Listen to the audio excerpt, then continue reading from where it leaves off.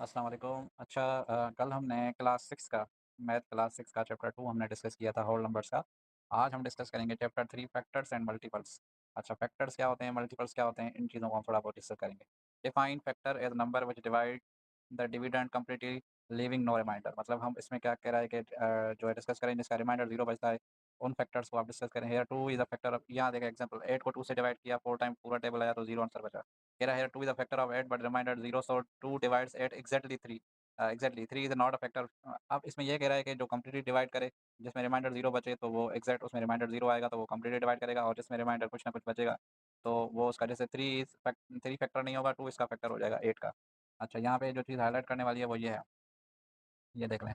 A factor is a number which divides the dividend completely leaving no remainder. मतलब हम उसको factor कहेंगे जो किसी भी नंबर को एग्जैक्ट डिवाइड करे और रिमाइंडर हमारा 0 बचे, ठीक है? तो इसमें इतना ही है, फैक्टर्स एंड मल्टीपल्स है, ये देख लें। 12 के फैक्टर क्या हैं? 1 एंड 12, ठीक है? 1 तो सबको डिवाइड करेगा तो इस 1 को हम हाइलाइट कर लेते हैं। द नंबर इटसेल्फ एंड 1 और always the factor of the given number. मतलब ये कह रहा है कि अगर कोई नंबर है, फ़र्ज़ करें कि यहाँ पे 12 है। 12 तो एक तो उसका डिवाइज़र जो है वो 1 हो जाएगा और दूसरा उसका 12 हो जाएगा। मतलब वो खुद की टेबल में भी आएगा और उसको 1 भी लाज़मी डिवाइड करेगा। 12 के और भी डिवाइज़र हैं, जैसे 2 है, 3 है, 4 है, 6 है। तो 1 खुद भी आएगा और 12 खुद भी आएगा और 1 भी आएगा, बाकी रिमेनिंग जो होंगे तो वो उसके होंगे लाज़मी। लेकिन एक तो नंबर जैसे 2 है, तो 2 खुद को भी डिवाइड करेगा और उसको 1 भी डिवाइड करेगा, तो 1 और 2 2 हो गए, मतलब 2 तो उसके लाज़मी होंगे ही होंगे, ठीक है? चलिए आगे बढ़ते हैं। ये चीज़ें इसमें हाइलाइट करने की है। मल्टीपल ऑफ गिवन, पूरे को हाइलाइट कर लेते हैं, ठीक है? Multiple of given number is the dividend for which the given number is it's factor. So a number has always unlimited number of multiples. तो मतलब ये कह रहा है कि हमेशा मल्टीपल्स जो होते हैं, जो मल्टीपल्स होते हैं तो वो क्या होते हैं, आपके उसके फैक्टर्स होते हैं। So a number has always unlimited number of multiples. कोई भी नंबर हो उसके अनलिमिटेड मल्टीपल्स हो सकते हैं। ठीक है, अच्छा इसमें और कोई ऐसी चीज़ मेरे ख्याल से नहीं है। इवन और ऑड नंबर है। इवन नंबर जो 2 की टेबल में आते हैं और ऑड नंबर जो होते हैं वो क्या होते हैं, 2 की टेबल में नहीं आते। तो यहाँ पे रूल है हमारे पास, अ नंबर हैविंग 0, 2, 4, 6, 8 और 8 its ones place is an even number. मतलब वो कह रहा है कि अगर कोई नंबर के राइट साइड पे इवन नंबर आते हैं या place of itself ones even number आते हैं तो वो इवन नंबर ही होते हैं। जैसे उसकी राइट साइड पे जिसको हम वन्स प्लेस कहते हैं, उसपे जो है वो इवन नंबर आते हैं, ठीक है? 0 आएगा, 2 आएगा, 4, तो वो इवन नंबर कहलाएँगे। लेकिन उसकी वन्स प्लेस पे अगर ऑड नंबर आते हैं तो वो ऑड नंबर कहलाएगा। ये देखें रूल, अ नंबर हैविंग 1, 3, 5, 7, 9, अगर ये आते हैं तो वो ऑड नंबर आते हैं तो वो नंबर क्या कहलाएगा? ऑड नंबर कहलाएगा। जैसे कि मैं आपको यहाँ एग्ज़ाम्पल दे दूँ, 3, 1, 4, 5 है। ये ऑड है या इवन है, इसकी वन्स प्लेस पे मतलब पहली-पहली राइट साइड की बिल्कुल पहली उसपे 5 आ रहा है तो ये ऑड नंबर है। इसी तरह ये नंबर है 6, 7, 8, 4, तो इसकी राइट साइड पे 4 आ रहा है जो कि इवन है, तो ये पूरा का पूरा नंबर आपका क्या कहलाएगा? इवन नंबर कहलाएगा। जैसे ये इन्होंने एग्ज़ाम्पल्स दिए हुए हैं। अच्छा जी, ये तो हो गया ऑड और इवन। अब आते हैं, ये आप टेबल देख लें, इसमें चीज़ें काम की हैं, ठीक है? अच्छा, इसमें कह रहा है 8 कंपोज़िट नंबर है। अच्छा, कंपोज़िट नंबर क्या होता है, प्राइम क्या होता है? तो प्राइम नंबर वो होते हैं जिसके फैक्टर्स 2 होते हैं। जैसे कि मैं आपसे कहूँ कि 2 है, अब 2 का डिवाइज़र क्या होगा? 1 होगा और 2 खुद होगा, तो उसके डिवाइज़र कितने हो गए, फैक्टर्स कितने हो गए? 2 हो गए। तो जो खुद की टेबल में आते हैं उसको हम प्राइम नंबर्स कहते हैं, सिंपल। और जो कंपोज़िट नंबर होते हैं जिनके फैक्टर 2 से ज़्यादा होते हैं, जैसे 8 है, तो 8 के फैक्टर क्या हैं? 1, 2, 4, 8, मतलब ये इसको डिवाइड करते हैं 8 को, तो इसी वजह से ये कंपोज़िट नंबर हो जाएगा। तो 4 ले लें आप, 4 को क्या-क्या डिवाइड करता है? 1 भी डिवाइड करेगा, 2 भी करेगा और 4 खुद को भी करेगा, तो इसके फैक्टर्स कितने हो गए? 3। तो इसी वजह से ये कंपोज़िट नंबर हो गया, मतलब फैक्टर्स 2 से ज़्यादा हों। अच्छा, ये चीज़ काम की है, ये ज़रा देख लेंगे, ठीक है? कह रहा है कि 1 जो है नाइदर प्राइम नॉर कंपोज़िट, ये आता रहता है एमसीक्यूज़। 1 जो है वो क्या प्राइम है या कंपोज़िट है? तो 1 ना प्राइम है ना कंपोज़िट है। 2 प्राइम नंबर है, उसके क्योंकि 2 फैक्टर हैं। 3 जो है प्राइम नंबर है क्योंकि उसके 2 फैक्टर हैं। 4 कंपोज़िट नंबर है, तो इसी वजह से इसी तरीके से आपसे सवालात जो है वो पूछा जा सकते हैं कि 2 क्या है, प्राइम है, कंपोज़िट है? तो आप बोलेंगे प्राइम नंबर है क्योंकि उसके फैक्टर्स 2 हैं, ठीक है? अच्छा, ये कह रहा है कि hence 2 is the even number which is also prime. 2 even number भी है लेकिन वो प्राइम नंबर है। लेकिन 2 के अलावा जितने भी इवन नंबर होते हैं, वो सारे के सारे कंपोज़िट, तो ये एमसीक्यूज़ आ सकता है कि अगर 2 के अलावा जितने भी नंबर्स हैं वो क्या हैं, प्राइम है या कंपोज़िट है? तो आप बोलेंगे कंपोज़िट है, ठीक है? अच्छा, ये एक्सरसाइज़ देख लें, which of the following are the factors of 20। मतलब जो 20 की टेबल में आते हैं, जैसे आपको 20 की टेबल में 2 भी आता है, मतलब 20 को 2 डिवाइड करेगा, 8 नहीं करेगा, 5 करेगा, तो इसके 2 और 5 हो गए। तो ये सिंपल एक्सरसाइज़ है, तो इसको हम आगे देख लेते हैं, इसको कोई इतना मुश्किल नहीं है, ठीक है? तो ये आगे बढ़ते हैं, ठीक है? हम मेन चीज़ें करेंगे ताकि हमारा जो है टाइम बचे, ठीक है? अच्छा, ये कह रहा है, ये ज़रा देख लें टेस्ट। कह रहा है कि test whether 2, 4, 1, 2, 0, 0, 6 exactly divisible by 3। याद रखें राइट साइड पे देखा करें नंबर, ये 6 है और ये 3 है। तो क्या 3 6 की टेबल में आता है? तो ये इसके बिल्कुल डिवाइस कर लेगा इसको, ठीक है? तो इसी तरह आप देख लिया करें ऑड और इवन का। अच्छा जी, और दूसरा हमारे पास है, ये भी टेस्ट कर रहा है, ये मतलब एक्सरसाइज़ करने की है, तो एमसीक्यू मेरे ख़्याल से इसमें से नहीं आएगा। चीज़ें जो हमें पढ़नी है वो एमसीक्यूज़ के हिसाब से तैयारी करनी है, ये देख लें। ये कह रहा है कि product factors of given number is always equal to the number. मतलब ये कह रहा है कि अगर फ़र्ज़ करें 8 के फैक्टर हैं 2 और 4, तो इन दोनों को मल्टीप्लाई करें आंसर क्या आएगा? 8। तो इसका मतलब है फैक्टर्स की जो प्रोडक्ट होगी वो उसकी जो है वो जो नंबर होगा उसके उसके बराबर होगी।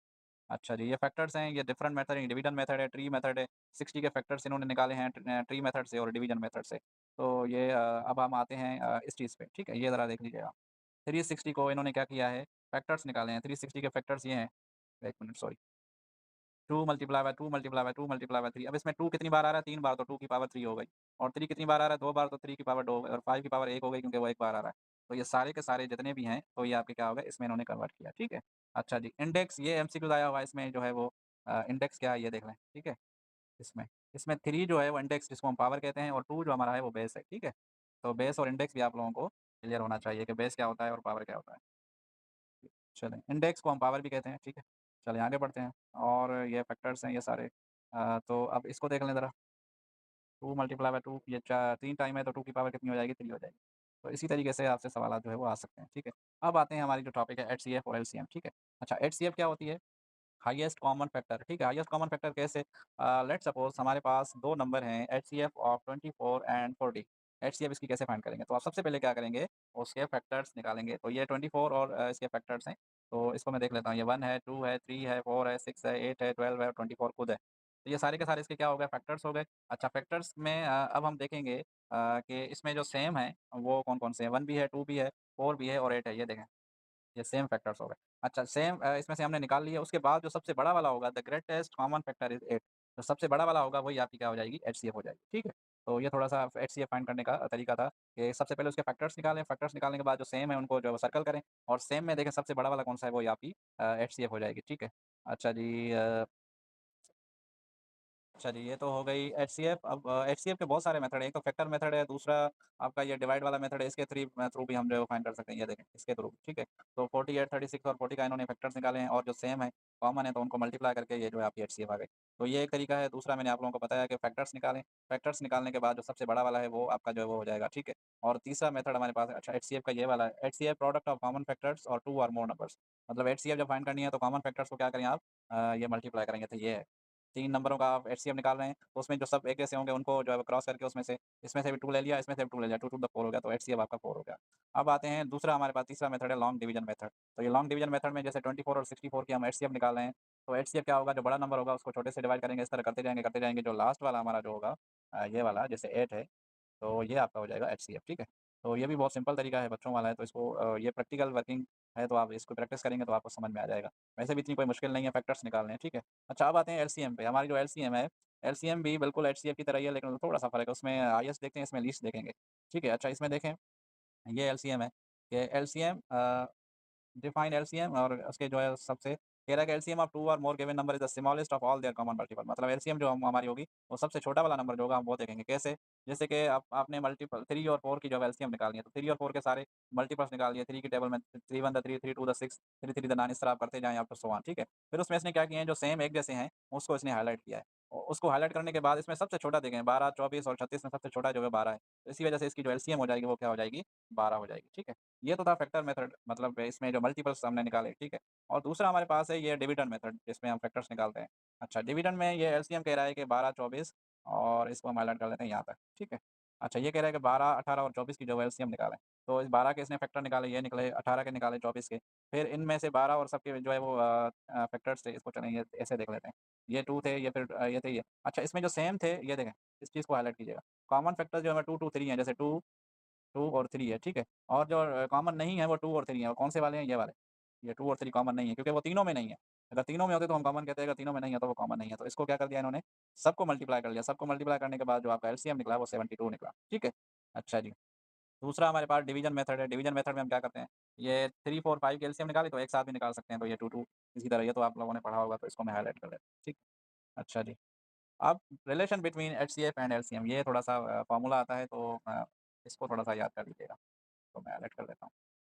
ये फ़ॉर्मूला हमारे पास है कि जो है वो रिलेशन कैसा है, the product of any 2 non zero number is equals the product of HCF and LCM. मतलब LCM multiply by HCF is equals the product of 2 number. कैसे? कि जैसे ये है यहाँ पे, ठीक है? HCF और एलसीएम की जो प्रोडक्ट है वो ये 8 मल्टीप्लाई बाय 48 है और इसकी जो वो नंबर है 2 नंबर है और ये 384 जो है वो एचसीएफ और एलसीएम। अच्छा इसको मज़ीद इसको ऐसे देख लेते हैं जैसे ये है, ये वाला एग्ज़ाम्पल है, ये देखो,